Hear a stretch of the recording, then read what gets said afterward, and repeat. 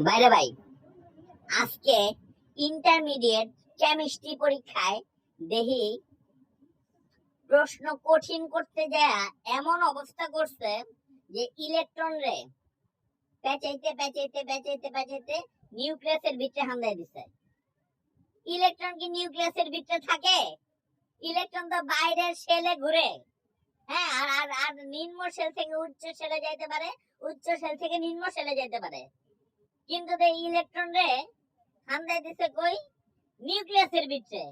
দেখা তো মাথা মোতা নষ্ট রে ভাই।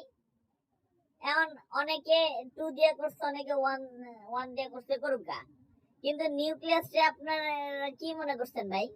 এত বড় অপমান। ওইটার মধ্যে প্রোটন থাকে, হ্যাঁ ওইটার মধ্যে প্রোটন থাকে, নিউট্রন থাকে, আপনারা ওগুলারে পাত্তা না দেয়া ইলেকট্রনে হামলাই দিচ্ছেন যে ইলেকট্রন একা একা বাইরে কি করবো ভাই? তুই নিউক্লিয়াসের ভিতরে যা একটু অগলাগে খেলাধুলা কর। এই হলো ইন্টারমিডিয়েট কেমিস্ট্রি পরীক্ষা।